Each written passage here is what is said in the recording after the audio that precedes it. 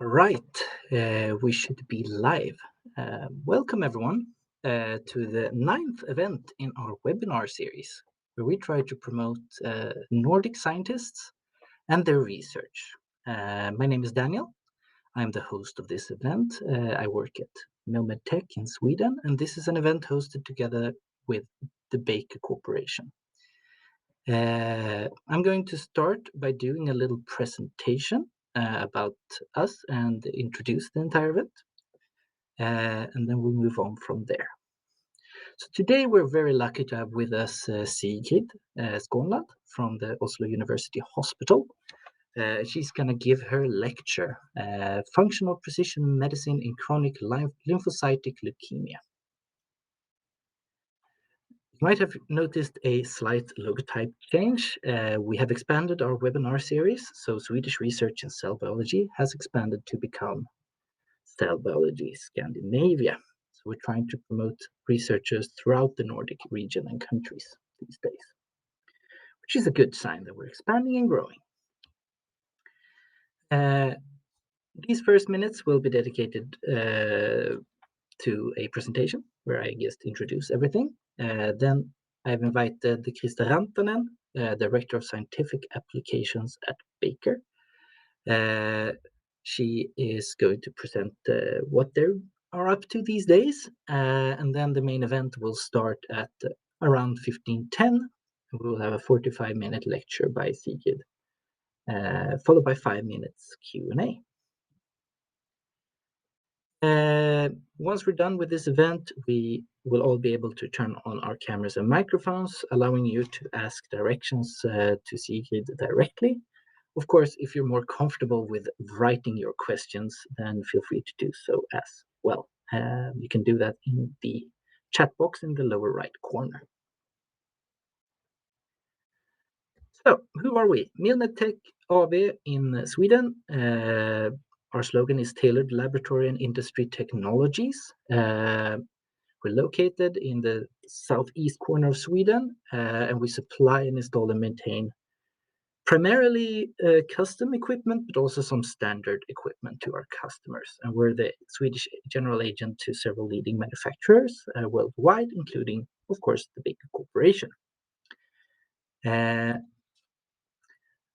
Some news about us is that Milmedtek is going Norwegian. We're expanding our business into Norway, bringing with us a rather big portfolio of quality lab equipment. And if you're in Norway and you're curious about this, feel free to contact us. We're in a pretty fresh stage and we don't have a Norwegian site going just yet, but that will be coming soon. Right.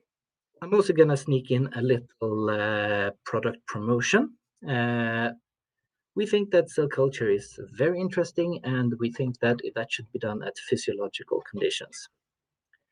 A lot of cell culture today is done at, for example, room oxygen concentrations, normoxia. And sometimes you realize that perhaps this deviation from physiological oxygen could affect your results. A way to get around that, of course, is to culture and work with your cells in the in vivo systems from Baker. If I were to describe them, I would describe them as a glove box meets incubator, where we have precision control of oxygen, carbon dioxide, relative humidity, and temperature. Perfect for cell culture demanding physiological oxygen. Typical customers of ours are people in hypoxia research, cancer, and stem cell research when it comes to this product segment. If you're in Norway or Sweden, please see our website link in the lower left corner. And if you're outside of Sweden and Norway, please feel free to contact us as well, or Baker Corporation directly. Of course, since we're talking about leukemia, I have done a little bit of reading. And I would like to recommend this article to you all, which is called Hypoxic Stress and Hypoxia-Inducible Factors in Leukemia, which is an up-to-date review on the subject, where they say, very quickly, I can paraphrase that, They think that this is an interesting new field and a lot of research still needs to be done, especially on HIF2 alpha. But I won't spend much more of your time, just some recommended reading. Finally, please see our next presenter that we will feature in April. We will have with us Pier Francesco Pagella from Linköping University, who will give his lecture, The Time-Resolved Genomic Impact of Wnt beta-catenin signaling. And with that, I will hand over the reins to Krista Rantanen at Baker, who will give a little introduction to what they're doing these days. Thank you for Yes, thank you, Daniel. Thank you. And hi, everyone. So my name is, like said, Krista Rantanen, and I'm in Finland, actually. But I'm working for the Baker company as their science director. And here I would appreciate, Daniel, if you can go forward one slide. Thank you. There you go. So that's me, and that's my role. In addition, since December last year, I joined the Francis Crick Institute in London as a visiting scientist. So that's pretty neat, working on stem cells and cool stuff like that. But today here, I just wanted to say, well, a few words about Baker as a company, and then invite you guys to this scientific community that doesn't really have anything to do with the business, but I think it might help you guys or benefit your work in research. But first, introduction to Baker. So Baker, as you saw, makes those nice glove boxes that you can control oxygen and all sorts of things. Now, Baker, with its worldwide network, we make other things as well. So they actually invented the first biological safety cabinet. So all the BSCs that you use in your lab every day were initially designed and created by the Baker company. Baker Ruskin then focused more on the control of oxygen, so creating physicoxic environments for cell studies. And of course, then Cleaner by Baker in the Netherlands is also has worked very long time with the biological safety cabinets. But then, as in the next slide, you can see that we have now become just one brand, and it's now Baker. So whether it's the physiological conditions that you're looking for, or BSCs, or enclosures, or lab automation, it's Baker that you should visit. So that is the commercial bit. And here's the non-commercial bit. I want to introduce you to this community called Hypox EU. Now, it's a science for science community, about 600 of us, I think, nowadays. And what Hypox EU does is that we have this scientific organization committee shown here, and you can probably recognize a few names there. So all of these, maybe minus myself, are very well-known scientists in the field of oxygen biology, so working on cancer or stem cells and what have you. And what we do, in the next slide, please, what we do is that we arrange meetings, so webinars. We also have had one live event in Dublin last September, and we're planning on next one for May in 2024 in Dresden. So what happens is that we have webinars on oxygen biology researchers, yes, but not necessarily only cell biology. So it can be marine biology or space biology or materials biology or science even, because oxygen, in fact, impacts all of these fields. So if you feel that's an important maybe aspect of your research, or you feel that's controlling the environment where you do the research, so controlling that better, this would be a community for you. So it's a scientific community. Also, we invite young researchers, support young researchers to talk about their work in those webinars and live events. And how you join this, or get connected anyways, in the next slide, I think. Yes, so what you do, you go to the website hyparxeu.com, or you email me, since I will be the one that you will be hearing from when we have events and new publications and interesting stuff going on. So please now take a note here on the screen, hyparxeu.com, or my email, and I hope to be hearing from you. Anyway, so that's me, and now to the main thing of today. So Sigrid, now is your turn. The floor is all yours, please. Thank you very much. Slides.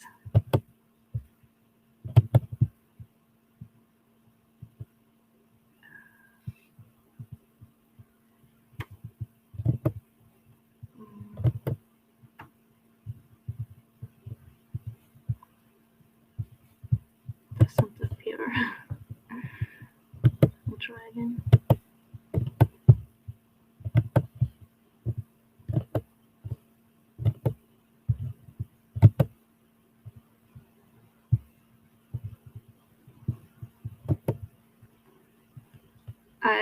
It doesn't open, so I'll try to share my entire screen, and just let me know if you can see my slides when I open them.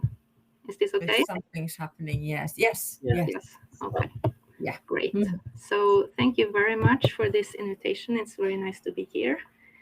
So I'll present our work on functional precision medicine with a focus on chronic lymphocytic leukemia.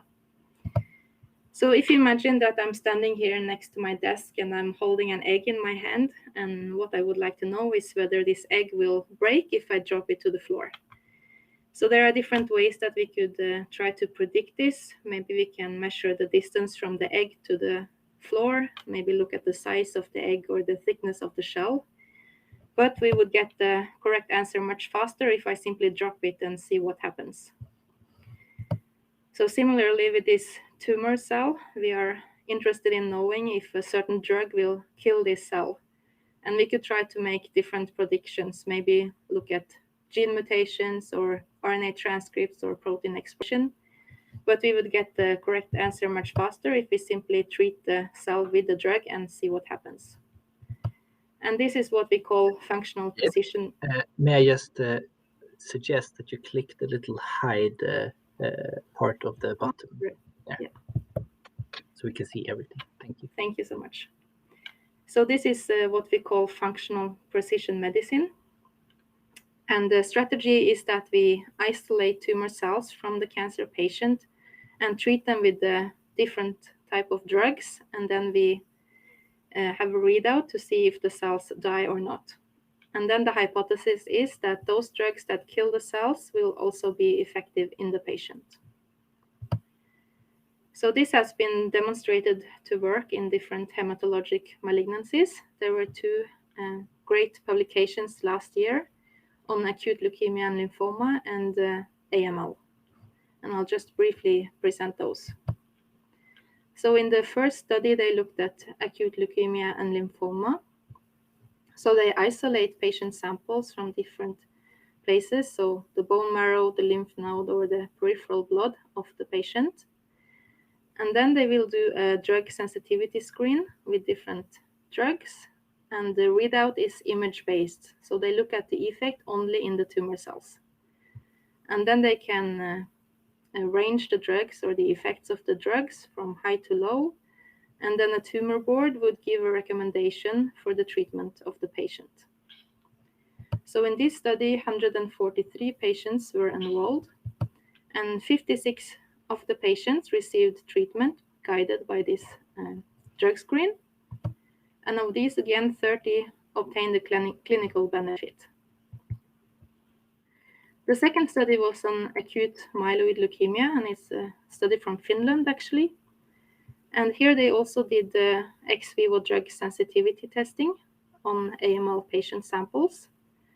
And then they presented these results to a molecular tumor board, and they would then recommend the treatment for the same patient. So in this study, 186 AML patients were included, and actionable drugs were found for almost all of the patients, so 97%. But unfortunately, many of the drugs are not available. So they were able to give treatments to 37 or 20% of the patients. And of these, 59% obtained objective response rate. So these studies demonstrate that there is still room for improvement, but still functional precision medicine is valuable to guide treatment for these acute leukemias and lymphomas. So when we look at blood cancers in general, we have three main types: myeloma, lymphoma, and leukemia. And then if we focus on the leukemias, we have again 4 different subtypes. So they can be either acute or chronic. So this says something about how fast the disease develops and the treatment need. And then they can be either lymphocytic or myeloid. And this says something about what type of cells they originate from. So shown here is the development of different blood cells. So we have the blood stem cells, and they can become either a myeloid stem cell or a lymphoid stem cell. And that's the origin of this name here, lymphocytic or myeloid. So they originate from either branch. And then these cells will again develop into red blood cells, platelets, or white blood cells. And blood cancers, they mainly arise from the white blood cells. So I showed you that for the acute versions, functional precision medicine has been demonstrated to be effective. For chronic myeloid leukemia, genomic precision medicine has been very effective with the discovery of the Philadelphia chromosome and BCR-ABL that can be targeted. So then what about chronic lymphocytic leukemia? So drug sensitivity screens have been optimized and developed for this disease as well. So this is one study from 2018 from one of the pioneering groups of Torsten Sens. And here they use drug screens to do large throughput screens on CLL cells, and they use this data to do molecular profiling, to look at drug responses, and also do functional classification of different CLL subtypes, and also look at pathway activity. But so far, drug sensitivity screens have not yet been implemented to guide treatment for these patients. So that is our aim, to develop and also implement functional precision medicine for CLL patients. So in order to be able to do that, we need to be able to grow the CLL cells in culture. So one challenge with CLL cells is that they undergo spontaneous apoptosis when we remove them from their natural environment in the blood. So we have developed this co-culture protocol where we stimulate the CLL cells with fibroblasts that express certain growth factors that the CLL cells would also be exposed to in the blood. So we have this co-culture for 24 hours. And then we have seen that we can remove the CLL cells, and this is quite easy because the CLL cells are in suspension while the fibroblasts are adherent to the plastic. And then we can perform the experiment only on the CLL cells and do a drug screen, for example. So this is an experiment where we show that the viability is prolonged when the CLL cells have received the stimulation with these growth factors, CD40 ligand, APRIL, and BAFF. So shown here is the time in days and the cell viability. So in the control condition where the cells did not receive any stimuli, we see that they are dying quite fast. Already after 1 day, we have only 40% viability. While in the stimulated condition, the viability remains high for several days. And it's also known that these factors that are present in the microenvironment contribute to drug resistance. So we wanted to look at the effect of this co-culture on drug sensitivity. So here is one example where we treated the CLL cells with a drug that is approved for CLL therapy, venetoclax, at 5 different concentrations. And again, we have the cell viability on the y-axis. And in blue, we see the sensitivity in the unstimulated cells. And in red, we have the stimulated cells, and we see that the sensitivity is reduced. So this is in agreement with what is known, that these microenvironmental factors also contribute to drug resistance. So in summary, we have developed this protocol that allows for culturing of CLL cells that supports cell viability. So with this protocol, we are able to do experiments that last for several days. So some background about the treatment of CLL. So only in the 1980s, chemotherapy was introduced as a treatment for CLL. Before that, it was only palliative care. As late as in 2010, chemotherapy was combined with immunotherapy, an anti-CD20 antibody, and this improved the treatment. But in 2014, the really big change happened when targeted therapies were approved for CLL. And there are 3 different targeted therapies or classes of targeted therapies that are used in CLL, which are indicated here. So this is supposed to represent the B cell. So CLL cells is B cell malignancy with the B cell receptor here. And we know that we have signaling downstream of the B cell receptor that induces signals that promote proliferation and survival. And these signals are upregulated in CLL cells. So now we have different small molecules that target the PI3 kinase, BTK, and also BCL2, which is involved in the apoptotic pathway. So with this in mind, I'd like to present a patient case.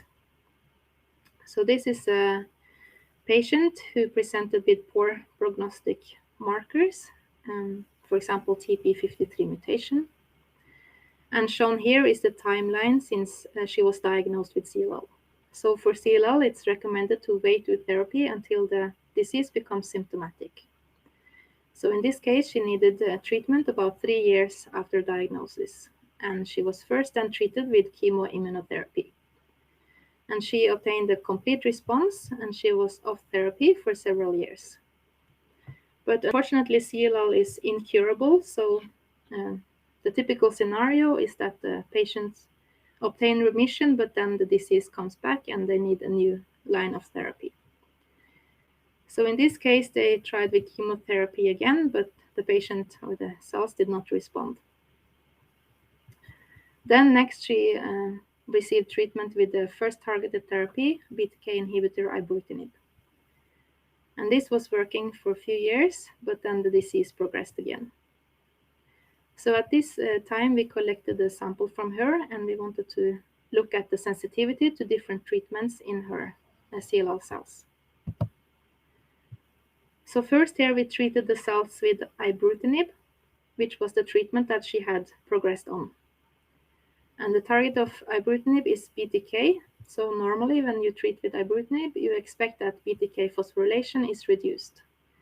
But in this case, we see that the cells are not sensitive to the treatment, which is in agreement with what we saw in the patient, that she was no longer responding to the therapy.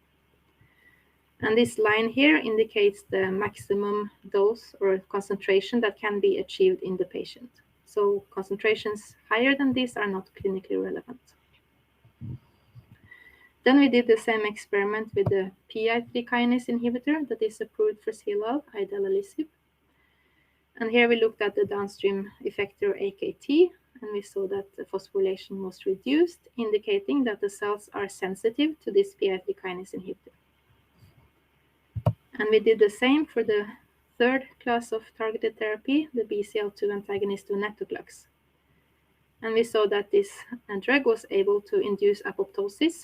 We saw an increase in cleavage of caspase-3. So this suggests that the cells are not sensitive to ibrutinib, but they are sensitive to idelalisib and venetoclax. So then when she progressed on ibrutinib, she next received treatment with idelalisib. And the cells were responding, but unfortunately the patient got some adverse effects and she had to stop the treatment. And following this, she received treatment with the BCL2 antagonist venetoclax.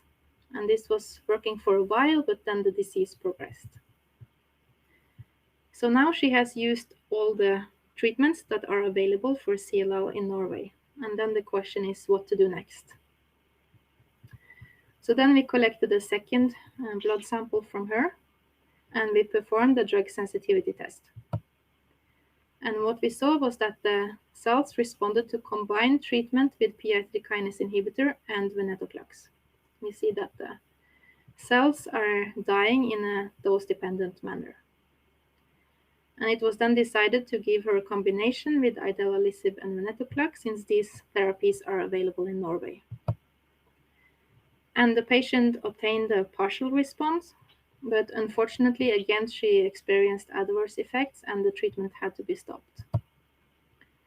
So this is now indicated here. The gray area is the time that she received treatment with the combination. So we still wanted to understand a little more what happened in response to treatments. So we collected more samples from her, one after stop of treatment, and then one later. And then we first looked at the cell signaling by flow cytometry, so we can look at all these different proteins in one experiment. And I'll just highlight one finding. So again, we looked at BTK phosphorylation, which you remember is the target of ibrutinib.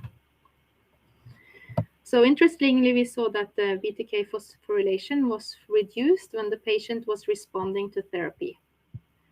But then when she progressed, the phosphorylation increased, indicating that there is now upregulated signaling in the cancer cells, and maybe that the disease is becoming more aggressive again. And then we did a drug sensitivity test on the same samples with BTK inhibitor combinations. And we saw that the sensitivity was reduced when she was on treatment with the combination of a PI3 kinase inhibitor and venetoclax. But then interestingly, the sensitivity seemed to come back when she was off therapy. So this may suggest that there are some treatment windows that could be explored. But unfortunately, this patient passed away and we were not able to test alternative therapies for her.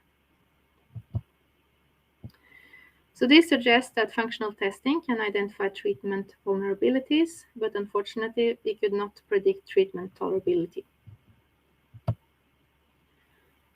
Then I'd like to present a second patient case. So again, this is a patient with poor prognostic markers, and the timeline shows the year since the diagnosis. And two different targeted therapies, a BTK inhibitor and PI3 kinase inhibitor, were first attempted, but the patient didn't tolerate any of them. Then he received treatment with an antibody, and the disease was stabilized, but then later progressed. And here we received treatment with the BCL2 antagonist venetoclax. And this was very effective, and he could stop the treatment here because he obtained a complete response and we could not detect any cancer cells in his blood.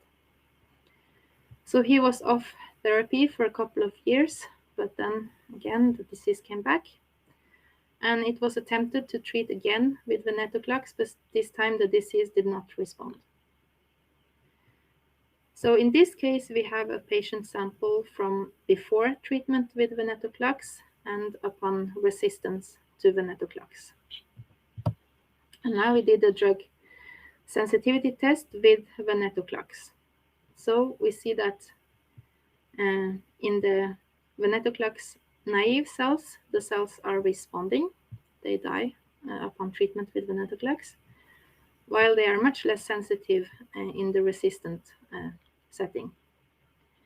So this is a good indication that the ex vivo sensitivity can predict the in vivo response that we observed in the patient. So then we did the full drug sensitivity screen with almost 100 different therapies. And what we found was that the cells were responding very well to proteasome inhibitors. So we see that they die already at low concentrations of the treatment. So based on this, the patient was started on the proteasome inhibitor, which is not approved for CLL, but it's commonly used for multiple myeloma. And we were very happy to see that the patient obtained a partial response to this treatment. So this is a staining of CLL cells in brown from the bone marrow. So we see at the resistant time point, almost all the cells in the bone marrow are CLL cells, and this was reduced during treatment with the proteasome inhibitor. So this may indicate that the proteasome inhibitors could be a salvage therapy for relapsed refractory CLL patients. And based on this, we are now testing this hypothesis in a clinical trial called IMPRESS Norway. It's a precision medicine trial that includes all cancer treating hospitals in Norway. And the design of the trial is such that we need to have a target that indicates what treatment the patient will respond to.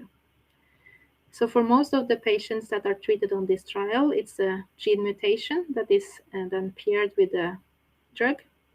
But for the CLL patients, it will be sensitivity to proteasome inhibitor based on a drug sensitivity test. And we are first including 8 patients, and then if at least one has a good response, then we can expand it further.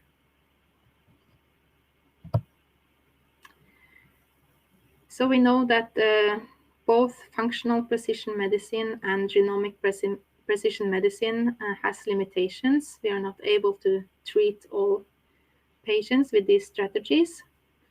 So one approach could be to try to combine these to be able to treat more patients. And this is something that we are testing in the bigger project, which is funded by the EU, and we are 6 different partners from 6 different countries in Europe. And the aim is to better tailor the treatment of CLL patients. So here we study CLL patients that have been included in different clinical trials in Europe, and we have then access to biobanked patient samples. We also have access to clinical data from the same patients. And then we will collect different types of genomic data and functional data, including drug sensitivity data and cell signaling data, similar to what I showed you here. And then these different data sets will be integrated using machine learning methods. And we will then try to define some profiles that can predict how the patients will respond to certain treatments on these trials. And the aim is then to test this in a follow-up clinical trial. So here are some of the studies that we are investigating in this project. So the first one is called Vision HO1141. It's a phase 2 study where the patients have been treated with a combination of the BTK inhibitor ibrutinib and venetoclax. And 230 patients were enrolled in this study. And the second trial is called Gaia CLL 13. This is an even bigger study. It's a phase 3 study with 4 different treatment arms. In the first arm, the patients will receive standard therapy, chemoimmunotherapy. And then there are 3 different arms that are based on venetoclax. And here 920 patients have been enrolled. So the aim is then to do this different functional analysis on these patient samples and see if we can find predictors of treatment outcomes. And we have some indications that this should be possible. So this is from a much smaller patient cohort, only 6 patients. And these patient samples were collected before treatment with a PI3 kinase inhibitor. And then we know that 3 of the patients obtained a good response, and we call it the long-term responders, while the other 3 patients became resistant, and we call them short-term responders. And these patient samples were then treated with 73 drug combinations, and we looked at the cell viability and calculated the drug sensitivity score. And if the drug sensitivity score was the same in these 2 patient groups, then all these dots should fall along this diagonal line. And this we see that they don't. They are skewed towards the right here, indicating that overall the drug sensitivity is higher in these patients that had a good response to the PI3 kinase inhibitor. And in a second patient cohort of 12 patients, we did the protein profiling by flow cytometry, where we looked at expression or phosphorylation of 31 different proteins.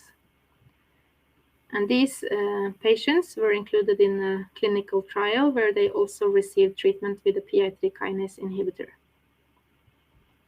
So we know how the patients responded to the therapy. Either they obtained a partial response or a stable disease. And then we use these protein profiles to model the outcome on the trial. And this here shows the probability of the patients to obtain a partial response. And if the probability is higher than 0.5, then the model says that the patient will obtain a partial response. And in this case, we see that the model predicted correctly. All the 4 patients that did obtain a partial response were also predicted to obtain a partial response. So this illustrates what we hope to also do on these larger patient cohorts from the 2 clinical trials. So overall, our aim is to, with this, better tailor the targeted treatment of CLL patients, and by this avoid unnecessary or ineffective therapy, and of course improve the patient benefit. So with that, I would like to thank all the people that are involved in the research, but most of all the patients that contribute to our research by donating patient samples. And thank you for your attention.